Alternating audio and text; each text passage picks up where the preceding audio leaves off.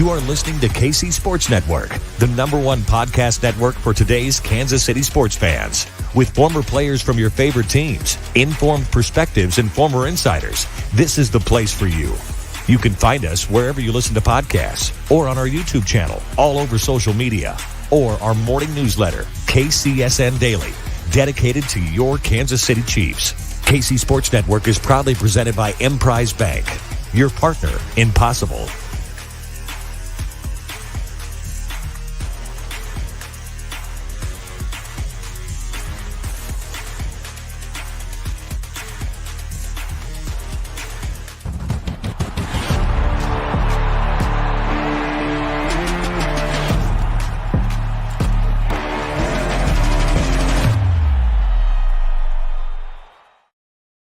What's going on, ladies and gentlemen? I am BJ Kissel. That is Ken Swanson, and this is the KCSN live post-game show from the Kingdom Bar and Grille in Overland Park, Kansas. Chiefs take care of business 44-21 over the Arizona Cardinals in Week 1 as Patrick Mahomes moves to 5-0 on the season, in his career in Week 1 games with 18 touchdowns, 0 interceptions. There's a lot to break down. We appreciate you for spending part of your day with us, whether you're watching on YouTube, Facebook, wherever it's at. We appreciate our friends over at 101 The Fox. If you're watching on their Facebook page, we appreciate our friends from Arizona that have been hanging out with us at the Kingdom Bar.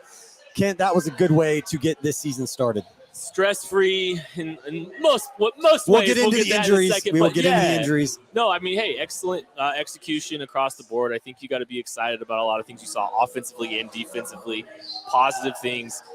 Got to turn the page relatively quick here, but we've got plenty to cover about a very dominant performance on both sides of the ball from the Chiefs. Yeah, we are going to break it down, and just in a little bit, we will be joined by Matt Lane and Craig Stout, the other 2/3 of the KC Laboratory, along with Ken Swanson. You can get their show tomorrow night at 8 p.m. Central Time as they will be going live. But let's go through some of the headlines in this game, Ken. It's got to start with the quarterback, with Patrick Mahomes, finishing 30 of 39 for 360 yards and 5 touchdowns, which in and of itself in any NFL game is impressive. On the road, impressive, and the fact that he did it with basically one hand for the entire game, even more impressive. But it's Patrick Mahomes. We're kind of used to it at this point. Yeah, injured his hand early, wasn't even using one of his hands for handoffs. Like, he was using opposite hand for some of his handoffs at the end of the game. But this man just put it on an absolute wonderful performance. I mean, he was efficient. He was sharp. He was making really good decisions with the football. Didn't put it at risk. I don't remember any any throws really being challenged in any real way. The ball was just getting where it needed to be. You saw some of the special. You saw some of those bright moments, but he was just dominant across the board. Good pocket navigation, escapability when he needed to. I mean, there's not much to poke holes at in Week 1. Yeah, offensively, this was just a beautiful performance by the Chiefs. They finished with 488 yards of total offense, averaged 7.4 yards per play, and there's a lot to get into with that. What we saw from Patrick Mahomes, Travis Kelce, that combination looks every bit as lethal as it has ever looked before, and so we're going to get into that. I know Maddie and Craig are going to have some thoughts on that as well. But everybody, if you are watching this, please hit that like and subscribe button, and then let us know in the comments section what your top takeaways, what your headlines from this game are. And not to throw a wet blanket over this right now, but we can't talk about this game and get into even 5 minutes into this show and not talk about the injuries that are coming.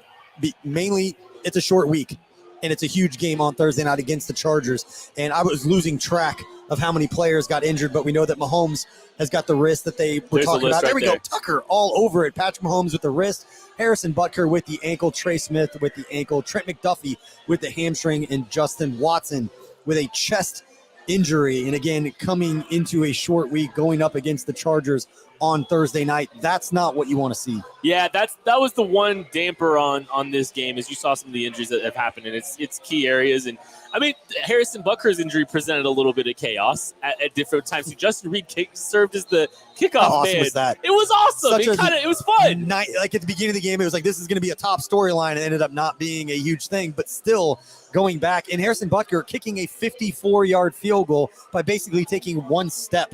I mean, you even got the holy out of like Andy Reid on the sideline after he kicked that field goal. That is one of the most impressive kicks that I've ever seen at that level. Not that there was a ton of pressure around it, but just physically for him to be able to go out and do that, taking one step and kicking it that far, just shows you when they talk about his range, maybe being out to 70 yards, if you take a full run at it, freaking impressive. It was a gutsy kick, maybe from a physical perspective, one of the gutsiest, if not the gutsiest kick I've ever seen. Like I know some guys have made some, crunch time kicks, but like just gutting through that with a one-step kick from 54 out. Kickers are just different these days. This is insane. But yeah, I mean, it wasn't just the Buckert, injury. Obviously, Mahomes' hand is going to be the subject for the next 3 or 4 days. A little concerned. It sounds like they're going to do some x-rays after the game today to kind of help, assess the issues there. Everyone's going to be holding their breath here in Kansas City a little bit, I think, just because, look, that man played incredible today with the who knows, whatever the wrist injury is. Yeah. Looked bad. It's swollen. It looked awful. It was an incredible performance, but, you're worrying about the next 16 games and a short turnaround here in 4 days. Yeah, it's not something you want to linger throughout the entire season with Patrick Mahomes. And again, mentioned it earlier, but based on the reports that we heard that they were going to do an x-ray probably tomorrow just to be sure on whatever he was playing through. But that's something that you don't want to linger with Patrick Mahomes, even though it is his left hand. Seemed to have some effect with some of the shotgun snaps. We saw a couple of handoffs that got a little funky, handing off with the wrong hand. But not something you want to linger for Patrick Mahomes and this offense. But those are the headlines so far, and just for the defense. I know the final yardage total for the Cardinals, I think it ended up 282 yards of total offense. Still 4.5 wasn't good, but that was really the last quarter when the game was kind of out already hand. They picked up a lot of those yards when the Chiefs kind of backed off some things and maybe threw in some tendency breakers of some stuff that they wouldn't normally do in those situations, which we know happens. Oh, yeah. But this is a great game plan by Steve Spagnuolo. I think we'll get into that a little bit later with Craig and Maddie. But what they were able to do against the unique talent in Kyler Murray and what he presents you defensively problems to try to contain him. The Chiefs did a fantastic job early in this game, really making him uncomfortable as we sit here with the final headline. And just that the Chiefs defense thought they did a fantastic job. A lot of young guys, been talked about all offseason. Thought they did a really good job of just containing Kyler Murray and just really setting the tone for this game from the beginning. They kind of eliminated Kyler's legs in a big, big way. I mean, it was like I'm looking here. Kyler Murray rushing 5 carries, 29 yards. 21 of them came on one play. There was a one long run of 21 yards on Kyler Murray's day, but they really did a good job of kind of just eliminating his mobility. The contain rush was really, really strong. I don't think Kyler had his sharpest game. I think he made some really poor decisions, but if I look at what the Chiefs did to disrupt that, I mean, they played a significant factor in all this.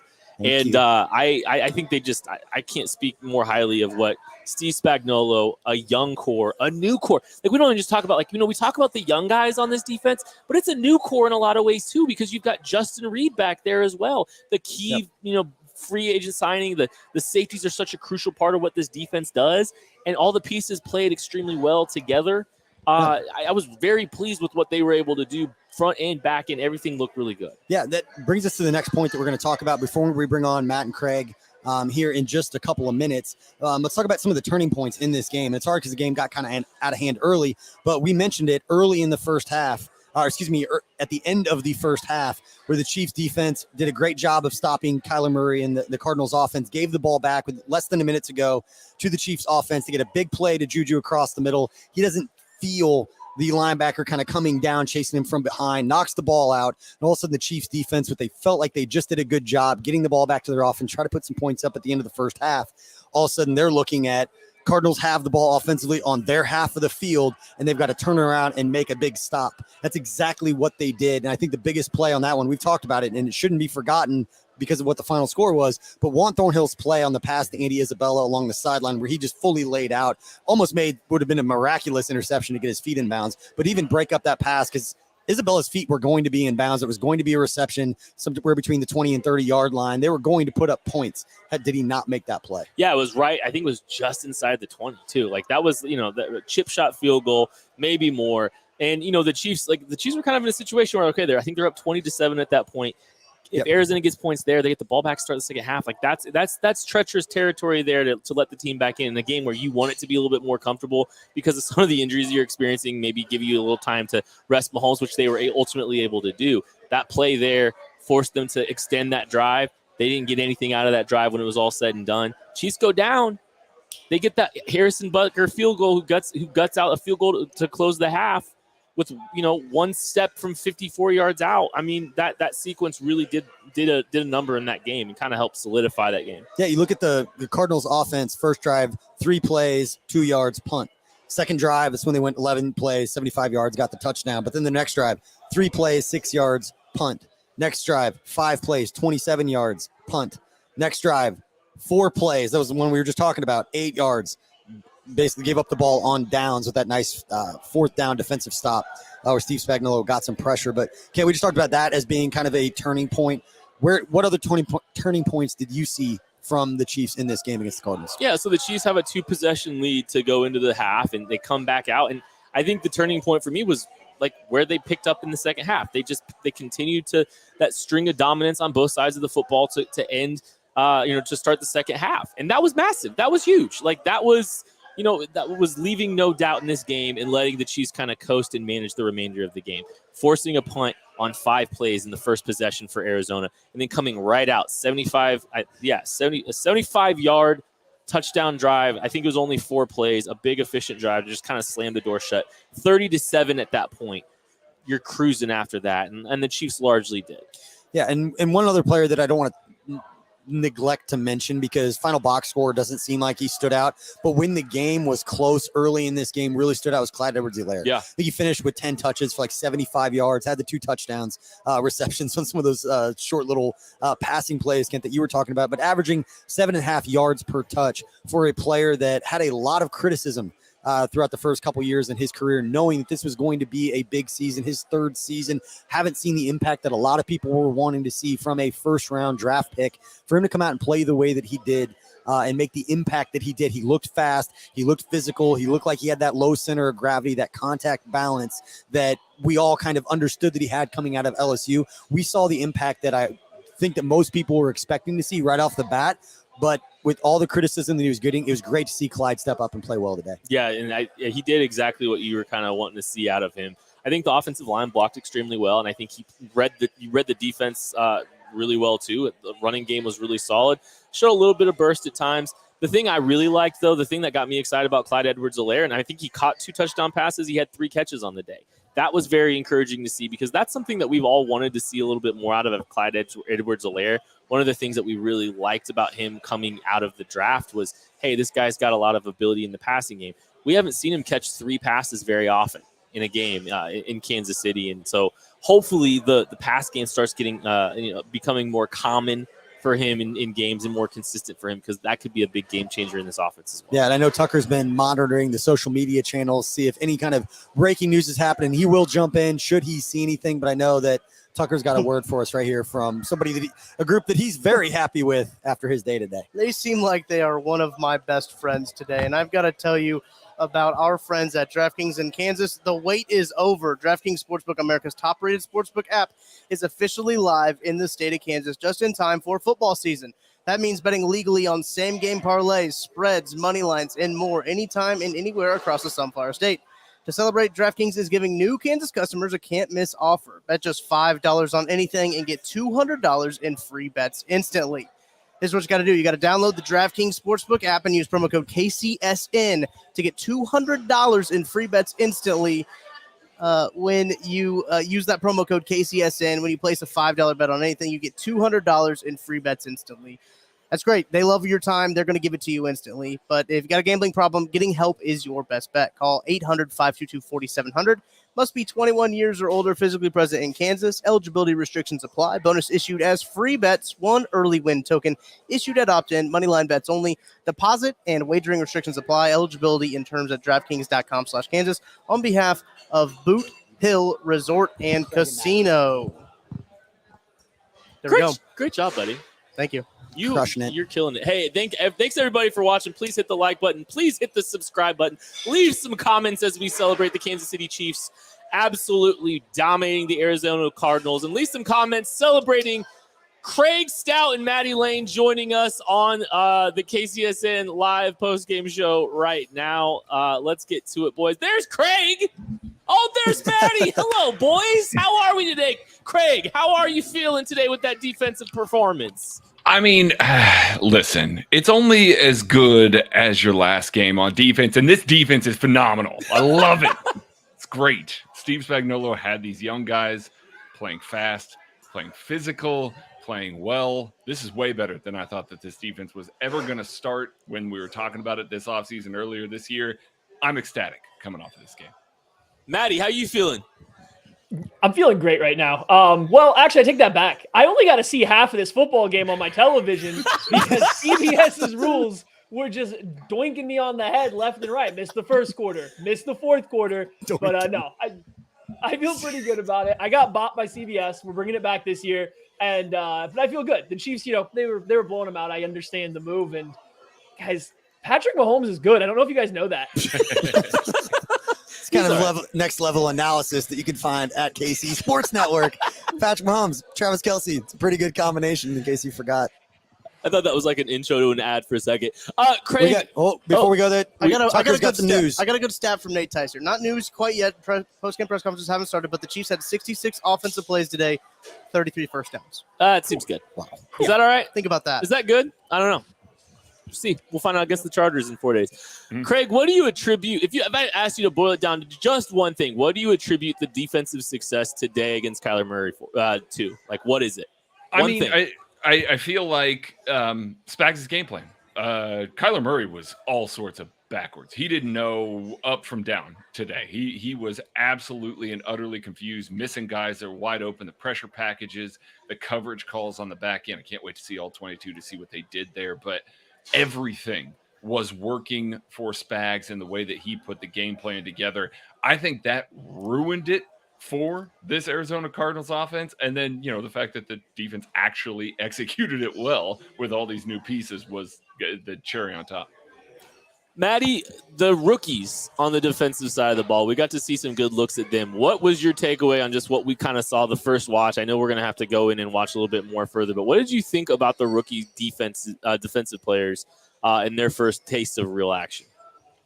Unfortunately, Trent McDuffie got hurt, and we didn't get to see a whole lot more from him. It was just like the preseason, and the Cardinals didn't really go after him at all. So that's good. Like, you like the fact that he's not getting beat at all. Didn't get to see much from him, and he got hurt. Jaylen Watson comes in to replace him after he leaves the game, immediately has a pass breakup. I mean, he gives up the late touchdown, but that was kind of a difficult situation. So I thought Watson looked good. I'm excited to see McDuffie. Hopefully he's not too hurt because I think he's playing well. And I thought Karlaftis might have been the second best defensive lineman on the team after Chris Jones. He was doing great versus the run. He didn't get a ton of pass rush, but that's kind of hard against Kyler Murray. And when you're trying to play contain a little bit, it gets tricky. But I think Chris Jones was clearly the best. And then Karlaftis, like I said, I think he looked like he belonged on an NFL field, and he looked like he was messing up some plays. Craig? He absolutely was. Yeah, he absolutely was. He was destroying things out there. Chris Jones, if he's going to play like this all season, he's going to have double-digit sacks. Now, he didn't get one today, but he will have double-digit sacks. We're going to be talking about him as an all-pro. This was a phenomenal start to the season, but George's effort level, relentlessness, and his ability to really give tackles fits all game long made a massive difference for this team. This defensive line got pressure on Kyler Murray despite rushing contain for most of the day. And that's hard to do. When you saw it on Frank Clark, one of the unblocked ones. He had to take a wider path because you can't let him escape out into the flat. Had to kind of take a wider path. It is hard to get pressure and to really limit a quarterback that way. They did a phenomenal job of doing both of them. Kyler didn't kill him on the ground with his legs, and he didn't kill him through the air. They really they did so well with a four-man rush, little blitzes and everything like that. This is a positive indicator going forward. I was really especially I was going to say, I think especially Chris Jones and Karlaftis aligned next to each other. That is when you started. I saw some serious problems that the Cardinals were having when you had those two guys, and you get, Jones is a 3-tech, so he's outside the guard. You have Karlaftis out wide, but you almost are guaranteeing if you align it correctly and show the right pressure, one-on-ones for both of them, and the other guy is not going to ever get physically dominated if they're just playing through their blocker. So I thought that was kind of the Chiefs' best look, and whether you wanted to run a stunt on the opposite side or not, bring some extra pressure. But Karlaftis and Chris Jones next to each other, I think that's going to be kind of the go-to move for the Chiefs on third downs as the season goes along. Maddie, you mentioned the stunt game, and like that was, they were getting some free rushers there. They were really messing with them. I think that the end looping inside was having some success. I think George. I know Frank cleaned up one. I can't remember on the other one. There's just a couple that they were able to get through, and this really strong contained rush throughout the game. I thought like they played discipline. Honestly, thought like I don't think I saw a ton of coverage busts either. Like I think they were pretty well connected front to back end for the most part of this game. I was just, it was a really impressive performance from that defense. I can't wait to see, like the real test, is going to be against the Chargers here in 4 days. And it might be a little bit shorthanded. We're going to find out here soon. Carlos Dunlap, yeah, he made a play too. I think Carlos Dunlap cleaned up and got one of those sacks, got Kyler Murray down. I think they had 2 or 3 on the day when it was all said and done. But death taxes and Carlos Dunlap getting what? What is it? He's on pace, man. 6.5. 6.5. He's like guaranteed 6.5 sets. So, we'll see what happens there. Let's switch over on offense real quick. We went defense first for you, Craig, because you've earned it. I appreciate it. And you did so much in the game plan this week. But offensively, I mean, gosh, there's like I don't really have a ton of holes to poke in this offense. Like, here's a stat: 6 pass catchers for the Chiefs had at least 3 receptions in this game, spreading the ball around to a bunch of different dudes. Seems good. Just a masterful performance. I think play calling, execution, best player in the worlding happened all at the same time, Maddie.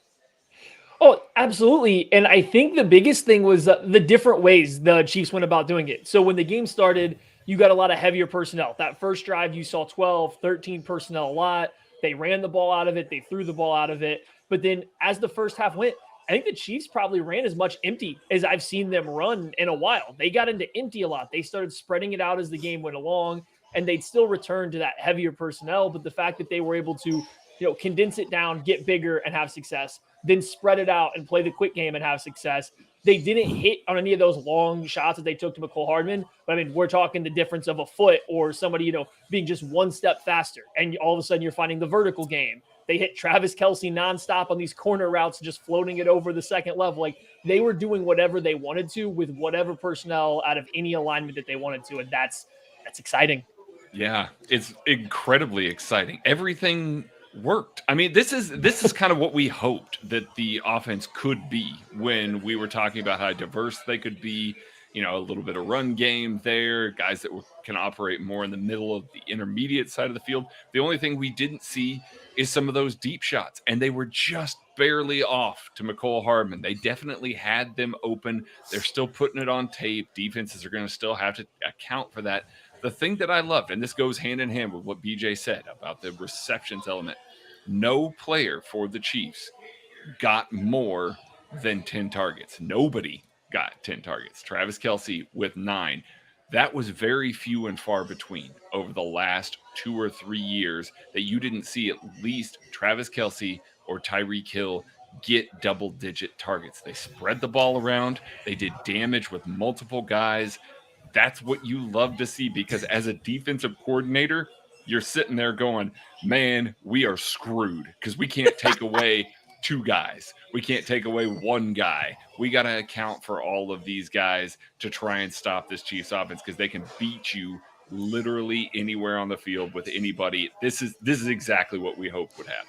I think you guys have heard me talk about this before, about like the 4 key stats that you look at that kind of you can look at the end of the game without even knowing the score, being like, I can tell who won based on third down percentage, red zone efficiency, turnovers being the main 3. But besides the Juju turnover, besides injuries and the 1 Juju fumble, this was a clean game by the Chiefs offense.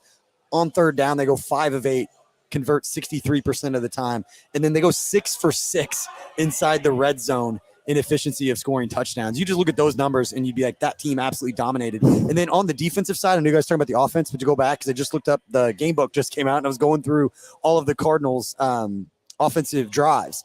Their first 8 drives that the Cardinals had offensively, 7 of them were less than 5 plays. Mm-hmm. They had 1 drive, the 11-play touchdown drive on their second. Everything else was 5 plays or less until they got to the fourth quarter, and then the whole game changed. And I think there was a bunch of tendency breakers from Spagnuolo anyway. When you got to that point in the game. And backups. Yeah. So, I mean, Yeah. This was a clean game on both sides. You look at the key stats that the coaches and everybody will go and look at first when they get on the plane to head back to Arizona or head back to Kansas City from Arizona, and they're going to look at those. They're going to feel really, really good about what they did. BJ, I want to stack on to that key stat real quick here for defense here. The Chiefs allowed a third down conversion on 3rd and 1 on the 8th offensive play of the day for the Arizona Cardinals. The starters did not allow another third down conversion. And as a matter of fact, they allowed negative yardage on average, negative 1.2 yards per play on 3rd down for the day from the starters. Just an absolutely phenomenal performance on the key down. That's the one that we kind of wondered. We'd see how Spagnuolo was going to get these young guys together and how they could play. That was just lockdown all day. Tucker's got something for us because he's looking over here going like this. Kyler Murray's at the podium at the moment. Kyler Murray, his quote, "They kicked our ass." Well said. Yep. He's not wrong. I honestly, that was the worst I think I've seen Kyler Murray play. And I want to credit the Chiefs a lot because I think that they did some stuff on the back end to help confuse that.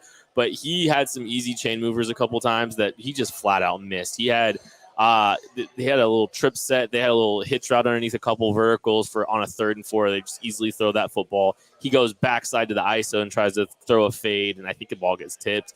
And then he misses a back in the flat, looks the entire opposite direction, or tries to scramble out that direction. It was a hot mess for him, and I credit the Chiefs for sure for it, though. I'm going to get your thought. We talked about him right off the top of the show, but Juan Thornhill, I thought one of the biggest plays defensively when the game was still, there was a high leverage play after the Juju fumble when they had a short field and we're still 20-7. It was the end of the first half. You'd think Arizona was getting the ball to begin the second half. So they get in the end zone there. They get the ball to start the second half. There could be some sort of momentum change. Ended up not happening. So I don't want the play to be forgotten about, though, because of what it meant in that time. But what did you guys think about the way that Juan Thornhill came out and played? And then after that, Maddie, I do want to ask you about Jaylen Watson's pass breakup because we're not going to get out of the show without asking you about Jaylen Watson. Let's go.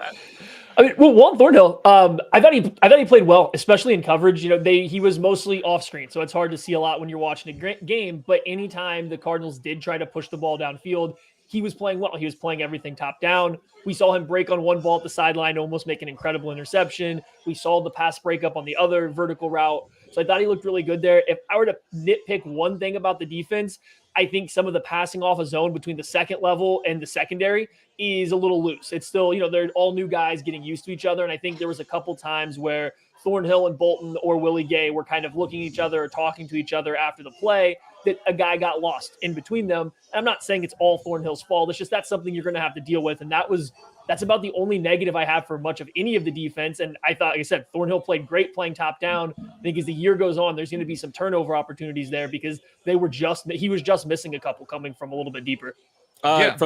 Real quick, from Andy Reid's press conference, Chiefs injuries mentioned in Andy Reid's post game. This is from our dear pal, Nick Jacobs, offensive lineman, Trey Smith ankle. We'll see how he does overnight. Cornerback Trent McDuffie strained his hamstring. Justin Watson hurt his chest. Patrick Mahomes landed on his wrist.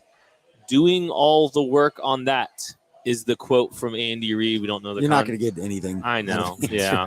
Injuries on a short, in general, let alone on a short week where he doesn't have all that information. But the most important people in the Chiefs facility over the next week, we talked about it before, Chiefs Vice President of Sports Medicine and Performance, Rick Burkholder, David Glover, Tiffany Morton, Evan Kraft, all the people behind the scenes that are going to help try to get some of these players right and get the bodies right of these guys, even though it's just been 1 week. That's a huge game coming up on Thursday night. We'll break that down here in a little bit when we finish glossing over this one. Okay, yeah, just wanted to jump in really quick on that. Okay, so Jaylen Watson, Craig, were you about to jump in on that? Sorry. Well, I mean, I was going to jump in on what Maddie was talking about, the distance between the safeties and the linebackers. This was not the best linebacker game for the Chiefs. It just really wasn't. Those two guys, they'll be fine. I'm not worried about them at all by any means, but a lot asked of them to try and contain stuff on the interior, and there was a very clear divide between the deep safeties and the linebackers. That's something that'll get cleaned up. That's a communication thing, and it could just be these safeties trying to protect those boundary corners a little bit more, trying to give them a little more help. They're young.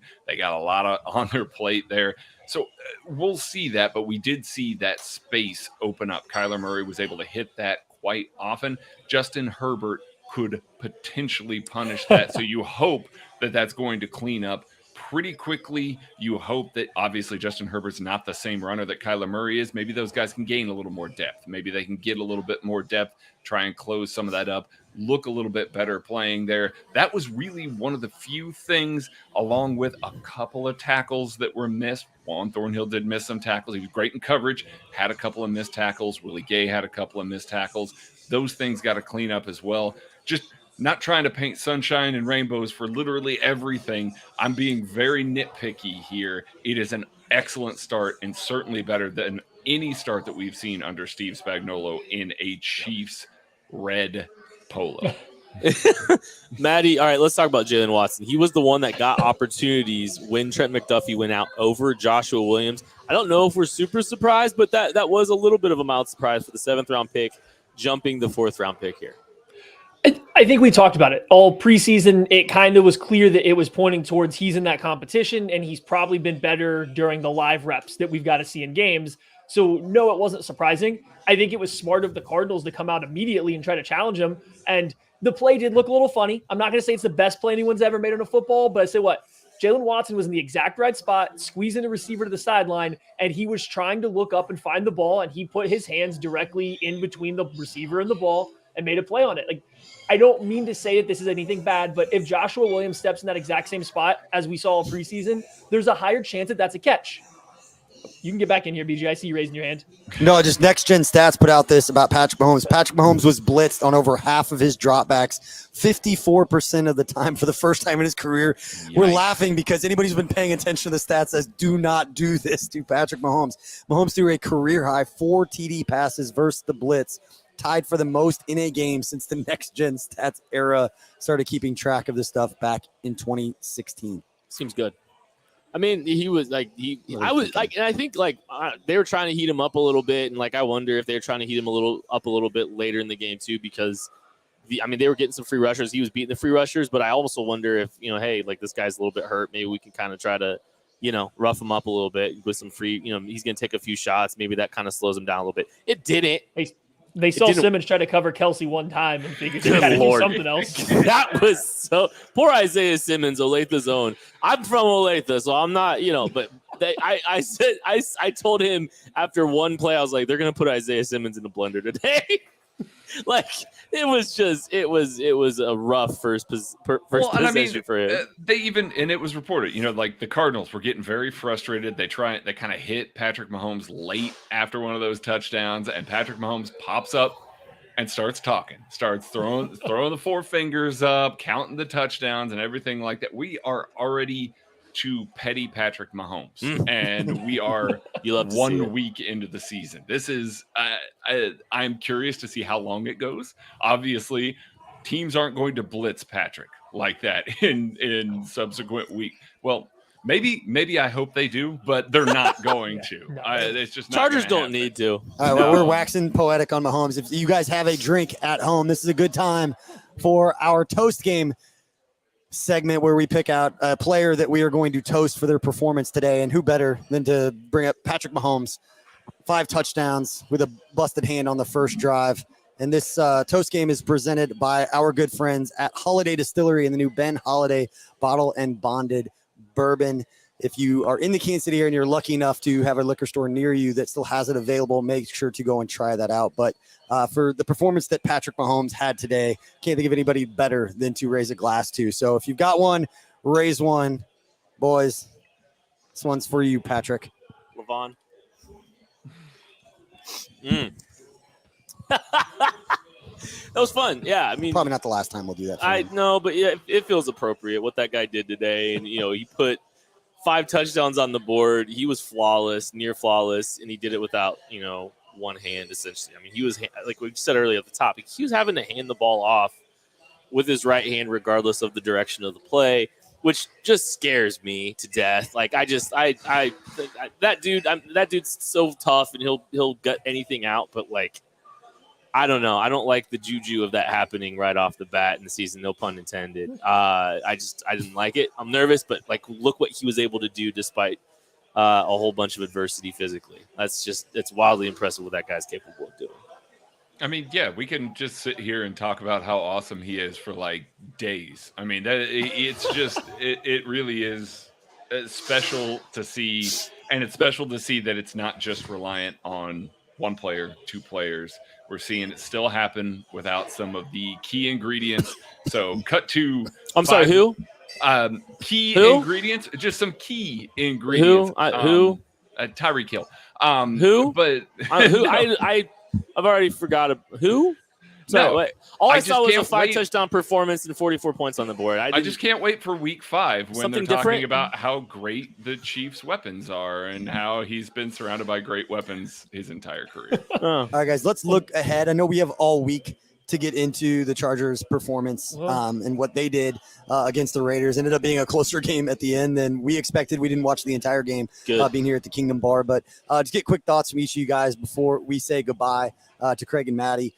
Maddie, we'll start with you. It's kind of, I think I just cut you off. But on a short week, obviously the injuries are going to be a thing that we're going to be paying attention to all week. But from what you either saw or didn't see based on the CBS rules down where you are, or whatever network was carrying the Chargers game, what are the top things that you're kind of paying attention to this week going into this game against the Chargers on Thursday night? Had to watch a lot of this game, so I got the two big ones here. The Chargers pass rush, the 4-man pass rush was really good. Now, the Raiders offensive line is obviously not that great, so you have to take it with a grain of salt, but Khalil Mack looked really good, and Joey Bosa is really good. So that 4-man pass rush is going to be a lot better than what the Cardinals have, so I doubt you're going to get a 54% blitz rate coming from the Chargers. So things will have to look a little bit different. That's number one. And then on the defensive side, Justin Herbert is really good too. Like, we're talking all this stuff about Patrick Mahomes. Any Chargers podcast right now is doing the exact same thing about Justin Herbert, and he is really good. Your cornerbacks didn't get challenged much in this game because they were playing a lot of zone. Kyler Murray didn't throw that many contested passes. Herbert lives and dies by that. He will wing a ball 88 miles an hour right at the back of a wide receiver and allow him to make a catch, even with the defensive back all over him, and he does a really good job at it. So your corner's going to get challenged. Your offensive line, especially your tackles, are going to get challenged a lot more in this game versus the Chargers, and that kind of might depend on who wins this game is how that battle goes. It is worth noting that the Chiefs did suffer several injuries. We'll see how those play out throughout the rest of the week. It looks like J.C. Jackson will not play this week. That's per Tom Pelissero. And then Keenan Allen went out of this game with a bad hamstring injury late in the game. So those are two key ingredients for them as well. It's not just the Chiefs that are going to be coming into this game with some attrition. All right, you will be able to hear more from us three on tomorrow, 8 p.m. Central, live KC Laboratory breaking down this game a little bit further. Just have more eyes on it, a little bit more time to break it down a little bit further, and we'll have more conversations live 8 p.m. Central, and maybe even get you ready for the Chargers game a little bit. We'll see. Craig, Maddie, thank you guys so much. I'll talk to you tomorrow. Love you. Love you. On. My bad. Sorry, Maddie. He just leaves him up there the whole time. All right, Tucker, right back to you, bud, because you got some quotes from the old Clyde Edwards-Helaire. I got Clyde, and I got an update from Charles Goldman, our friend here at KC Sports Network. He says Chiefs quarterback Patrick Mahomes says his wrist is sore, but the X-rays came back clean. Woo! Wow. Good They have an news. X-ray machine there at the apparently stadium. They probably wouldn't have the Super Bowl at a stadium that didn't have an X-ray machine. That's probably a good move. And I got a couple quotes from Clyde after his big day. He said, "We feel like no matter the situation, we can figure it out." Also said, who wouldn't have something to prove after going out the way we did? I don't think people talk enough about that, and the Chiefs haven't talked about it at all. I really you think about how radio silent they've been about that Bengals situation. They haven't said a lot, and I think it's just one of those, no one cares, just go work. And I think that's kind of the mantra, the mentality that their quarterback carries. He doesn't come out and talk much. He lets his play talk. He let it talk today. I think he reminded everybody. I mean, he's going to be reminding y'all all season. Tyreek Hill has nothing to do with the success of Patrick LaVon Mahomes. It's always been the quarterback. He's the thing that makes this thing go. And he did it today. 360 yards, 30-39, 5 touchdowns, 0 interceptions, flawless game with one hand. If nothing else, this day ended that narrative that was out there by people that were just trying to come up with stuff. And it's lazy analysis, I think, from a lot of national people.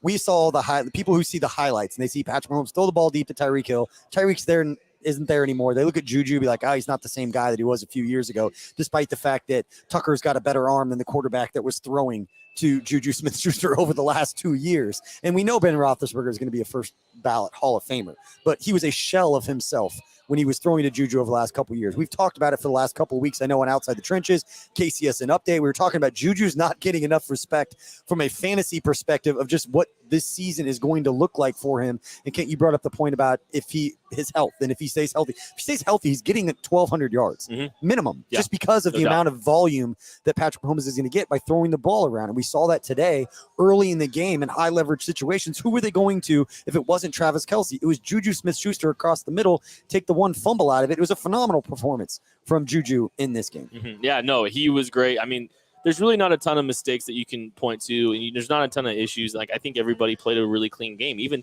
let's talk about some of the rookies on offense really quick. Sky Moore, 1 catch, 30 yards, outstanding, through contact. Yeah, great play by him. It's a memorable first catch, the way that he fought through. And, my goodness, great. I mean, there's more to come with him. And then I think about, I look at what Isaiah Pacheco did icing that game out. I mean, I know that it wasn't a high leverage situation, but he ran the ball extremely hard. He ran it well, ran it physical. I wouldn't want to try to tackle that guy. I'm curious to see what his role is moving forward. So, there's a lot of offensive pieces here. The cupboard was never bare. And I saw this quote from Patrick Mahomes. Aaron Ladd put this out. And Patrick Mahomes, we always believed that we were going to go out there and put on a show. They know what they got. They know what they're capable of doing. Nothing's changed about this offense except for the personnel. But this offense is going to keep humming. They're going to continue to be as productive as they've always been. If that defense plays the way they have or the way they did, boy, some really good things are coming for this team, and it's going to come a lot quicker than some people think. Yeah, and there's some good stuff coming this week from us at KC Sports Network. A lot of good content. Don't forget to check out. And if you're watching this video, please like and subscribe to the YouTube channel if that's what you're watching. Follow us on Facebook. Wherever you're watching, just make sure you're following us. We got a lot of great content coming up this week, including ESPN's Matt Miller will be joining me tomorrow on KCSN Update with his Stock Up, Stock Down report. I'm also going to have 10 things tomorrow, a new show. It's basically 10 observations, 10 stats, 10 records, 10 superlatives coming from this win over the Arizona Cardinals, which is going to be a fun one once you can sit back and kind of contextualize via statistics and different things what we saw today. And then you already mentioned the KC Laboratory guys, Kent, Maddie, and Craig, who were just joining us, going live at 8 p.m. Central Time tomorrow. And then don't forget, we've been talking about DraftKings. There's actually a KCSN DraftKings league that for $5 you can join each week, compete against Tucker, who's apparently on fire on DraftKings, and myself. I haven't even looked at my DraftKings league to see how that's doing. But you can join Ken and all of us at KC Sports Network being in that league. Something fun to talk about each week. We'll have all that information out on social media and in our Discord for the paid subscribers of our newsletter. If you're out there, you're watching. If you're somebody who likes written analysis, film breakdowns, all that kind of stuff, go to kcsn.substack.com. You can follow all of our written content there. We've got audio, we've got video, we've got written content, little something for everybody here at KC Sports Network. Yeah. It's going to be a big week. Plenty of shows to get you ready for Chiefs Chargers. And I know, we're sitting here celebrating and recapping this game, but I mean, come on. Everybody kind of knows where the attention turns down. You have to. This is a short week. Arrowhead's going to be popping 4 days from now. The Los Angeles Chargers coming into town. Hopefully the Chiefs can avenge their home loss last season against Justin Herbert and the Los Angeles Chargers on Thursday Night Football on Amazon. It's going to be fun. A lot of good stuff coming up. Appreciate everybody watching and doing all of this. And it's going to be good. All right. Now what we are going to do is answer anybody who's out there who's got questions for us. If you're watching on Facebook, if you're watching on YouTube, or wherever you're at, it's 21-inch arm. Sorry. All right. That was uncalled. Now we spend. Tell me I'm wrong. I don't want you to take this the wrong way. While we're just dunking on your laugh is awesome. Thanks. It's such like a powerful, it's strong. You feel it. There's no courtesy laugh coming from your jejunum or wherever that laugh is originating for you. But we're gonna spend the last little bit of this show if it seemed awkward earlier, it's because we're trying to figure out how to end the audio version of what this podcast, Tucker. I know you're looking at me. That's what that was. And so we're going to spend the rest of this show just for everybody watching live to answer any questions, bring up your comments. We'll react to them for about the last 10 minutes. Can this defense be top 15? Absolutely. Yeah, if they don't get up by so much that they get a bunch of trash yards and points at the end of the game. I think I jinxed us by talking about the fact that, man, we could finish this like tied for first in scoring defense when they only had 7 points and then some trash scores. I think Craig said it that Steve Spagnuolo's had a top 10 scoring defense every single year he's been in KC. So, like, yeah, I think this team can be a top 15 defense in a lot of different metrics. Scoring is probably the most important one. I think it's entirely in the realm of possibility that they continue. Most of the time when you hear like national media talk about they rank 5th in D, it's always yards. But I always went in terms of points, especially when Bob Sutton was there. It was that bend but don't break. They finished like 27th in yards, but they'd be like 9th in scoring defense. They were like a top 8 scoring defense like most of the time that Bob Sutton was there. But when they talk about it nationally, they're like, oh, they have the 25th ranked defense. Yeah. Like, isn't points what matters? I'm curious what the DVOA is going to look like. I don't think they have DVOA for week 1, but I'm just kind of curious what it's going to look like for this team. Like, off the jump, looks pretty good so far. And I mean, next week's going to be fascinating too, because that's a good opponent. So see a comment going here from Cal Lloyd asking, what's the word on Trey Smith? If you're going by Andy Reid's presser, he just says probably something like Trey Smith's got an ankle. We'll see how it looks tomorrow. We'll see how it looks tomorrow after they get off the plane, and those guys have to sit for a while. But yeah, there's the fancy graphic that Tucker made right before the show started with the injury report. Not great there going into a short week, but Patrick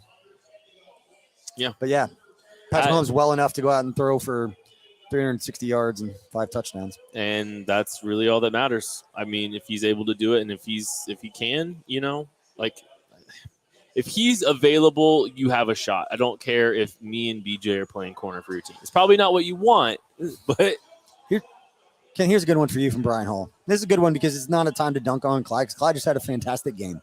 Great performance. But Brian Hall is asking, what is the route for Pacheco to dethrone CEHH? I love Clyde, but literally nothing is a revelation from him. I think go ahead. No, you said you got it. I set you up and then I started answering the questions. No, I'm reading it. I don't know if there's anything that he can do to unseat Clyde necessarily, but what it can do is kind of strengthen that room in a big way. And maybe you're giving some of those guys a few more opportunities, get them involved in a little bit different ways. But, I just think this team's going to still run through Mahomes and run through the passing game. The running game will be supplemented, and maybe you lean on it a little bit more because you got 2 capable backs. I mean, Jerick McKinnon played well too. The whole running back room I thought was really, really strong in week 1. Like, just enjoy the fact that you have good backs. Yeah, I think Clyde playing well. Maybe if Pacheco really they find packages for him in ways and times to give Clyde a breather, and maybe they're more willing after a couple of Clyde runs. Maybe he runs like a wheel route and he's running down the field. They pull him off to let Pacheco go in there, where it isn't necessarily about Clyde, but it's, hey, we've got a guy that we trust that knows the offense, that knows the pass protections, who knows more of the game plan to run out there and give him a breather, not as much necessarily dethroning him, because Clyde goes out there and plays like that. Clyde's going to be your number 1 guy. As much as Pacheco flashed and showed all the great things, it wasn't done earlier in the game at the same time with the high leverage stuff that Clyde was doing. Clyde is the guy until he proves that he's not. And if Pacheco can come out and play well, that's only a good thing. But this is Clyde's position for now. If they're able to get like 2 7th rounders played well today, by the way. I mean, just shout out Brett Veach, because Jaylen Watson and Isaiah Pacheco both played well. Everybody can talk about, Pro Football Focus's grades and the numbers and stuff, but I'm really interested to see the pass rush productivity grade of George Karlaftis in this game and how many pressures he had according to their numbers, because I can remember at least 3 times where he got through, and you get 3-4 pressures in a game, like that's good. Yeah. Like, it's not always about getting home, getting the sacks, but affecting the quarterback and making your presence felt. Had that one pass break batted down that we saw, and it affected a lot of other plays, which for a rookie edge rusher in his first game, you guys talked about it a lot right after the draft of what kind of impact you ever generally see from rookies in their first year. And see if I remember these numbers off the top of my head, but the last 3 defensive rookie of the years have all been edge rushers. And it's been Chase Young, it was Nick Bosa, and then it was Micah Parsons. who finished in some order. I can't match the stats, but it was like 7.5 sacks, 9 sacks.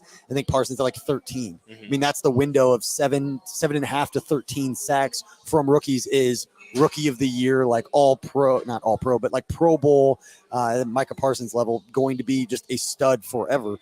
That's kind of the ceiling of what you're looking at, is maybe getting 1 sack every other game.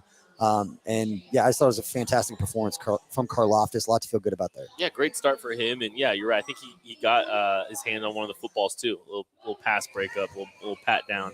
And arm angle may not be too high up there, but whatever. I think it was really strong for the entirety of the rookie class. Like, there's not too many things you're overly concerned about with what you've seen from anybody at this point. I mean, I'm a little concerned that Sky Moore would make like one move on the punt return and then literally run straight ahead, and I thought he was getting clocked pretty good. Yeah, I mean, the last one he actually tried to take it around. I thought he did really well in the return game, and I mean, that catch he had was almost an extension of some of the returns he tried to get, just kind of getting vertical and up there. So it was nice. All right. Any other questions that you've got? Shoot them our way. We'll go for just a few more minutes. Can they survive missing McDuffie for a couple of games? Yeah, I think so. We'll find. I mean, the backups. It's who's going to get more time? Watson, Williams. It's going to be you're going to see one of probably Jaylen Watson is going to be my guess, is the guy that you're probably going to see a little bit more. And longer guy, he might not be a terrible. This might not be a bad week. That's going to sound bad. It might not be the worst week to miss Trent McDuffie, because I think Jaylen Watson is a bigger profile for some of these outside receivers that the Chargers have. And that's not me saying that Trent McDuffie is bad or Trent McDuffie is incapable of handling some of these bigger guys, because he's shown it. But like, this was going to be Trent McDuffie's biggest test of his rookie years, having to deal with the Mike Williamses of the world on the outside, and how the Chiefs were going to navigate and handle that was going to be one of the big question marks. Jaylen Watson has the length to challenge at the catch point with these guys a little bit better. And so, like, that's one thing that's kind of encouraging, at least if you're looking at the Chiefs situation. Here's a question from Zach Tuttle. How much will the short week affect us with how many injuries we've had? I don't know if this answer was going to suffice that question, but this is one of the things that I'll say, that you go into training camp, and Andy Reid does such a good job at training camp of mixing in different players with the first team, that all of a sudden you see these reports of so-and-so repped with the first team today, and then they ask him after practice, like, I'm mixing everybody in there. It doesn't mean anything when you're trying to overanalyze every rep that's happening at training camp. Like, so-and-so is getting first team reps. That means he's a first team player. He's earned, or he beat out so-and-so. It's like, no, you do it because you want guys getting used to playing next to other guys. And so, yes, if it's Josh Williams, if it's Jaylen Watson, is it going to be a big moment for them? Probably earlier than we expected. Obviously, if Trent McDuffie didn't get hurt, yes. But at the same time, those guys have repped next to those other starters during training camp. They've communicated, they've lined up in those moments against each other, which will pay dividends and will help when they go into these situations where, I can't compare it to a lot of other teams because I haven't been at their training camps, but I've had people around me say that that's really unique, that Andy Reid will mix so many guys in and have these guys play next to each other throughout training camp to give reps next to each other. Because of situations like this, you're a month removed from training camp, and you're going to have young guys out there who aren't completely lost playing next to somebody that they haven't really repped next to. That is not a thing for the Chiefs, which gives you a little bit more confidence going in that they could be better to communicate and not have those blown coverages, those things on the back end. Yeah, that's I don't know if that suffices, but no, it's good. And I'll just add, like, when the Chargers are going to have some issues to deal with on their end too. It sounds like Keenan Allen's going to be missing some time. We'll see what other injuries that they're going to have to navigate. I think that, honestly, if I'm picking one coach to being able to handle this stuff early, it's Andy. And for some of the things that you talked about, I think this team is very good about starting hot. I think this team's more battle-tested. They're more physically prepared and ready for the kind of physicality that an NFL game provides. I know Brandon Staley kind of takes a little bit of an opposite approach, and you maybe don't see starters and some of those guys playing as much as Andy's starters have in the last month. So, I think this team's going to be more than prepared and capable of handling, these kind of issues. I trust him to handle it better than I trust the Chargers to handle theirs. You know what the defining moment of this game is going to be for me is when they cut to that commercial and Patrick Mahomes is holding up like the four, and he ended up getting another one. So I wish they would have cut to him when he was like saying 5 as he's talking trash to the Cardinals, who kept blitzing him, kept hitting him. Didn't matter. Didn't seem to matter. a little bit. Let's get Tucker's final thoughts as we wrap up this show. And again, we appreciate everybody who's hung with us this long. Go ahead, if you're watching on YouTube, hit that like and subscribe button, turn those notifications on. We have got multiple Chief shows, an average of 3 Chief shows a week during the week. And we've got a short week, just 4 more days until the Chiefs play again. And this is a big one. Arrowhead Stadium is going to be absolutely bonkers. And so is the Kingdom Bar. But that's going to be a fun one. Tucker, let's get your final thoughts before we wrap up this show tonight. Final thoughts, did really well on DraftKings. I checked our fantasy league. I'm in first place. Oh my gosh. Not a shocker, really. I'm on a heater right now. I can't be stopped. Yeah, good day all around. Good day for us. Week 1 in the books. Crazy week 1 around the league. Lots of injuries happening around the league. Lots of crazy games happening around the league. Football's back, and it's good to be back. Chill, buddy. Period. Good job, Tucker. Thank you. All right. Thank you, everybody, for hanging with us. We will be back here for every Chiefs game at the Kingdom Bar and Grill and on all of these platforms you've been watching the post-game show. So if you enjoyed this, again, hit that like and subscribe button. Turn those notifications on to make sure you don't miss anything throughout the week. We have former Chiefs Jeff Allen and Mike DeVito with their show called One-on-One that records on Tuesdays. Matt Castle and Matt Hamilton will be breaking down the Chiefs offense this week. Derek Johnson and our guy Craig will be breaking down the defense later this week. Maybe you've heard of those guys. It's going to be a lot of fun, a lot of good content coming for you this season at KC Sports Network. So thank you all for watching, and we will see you all next time.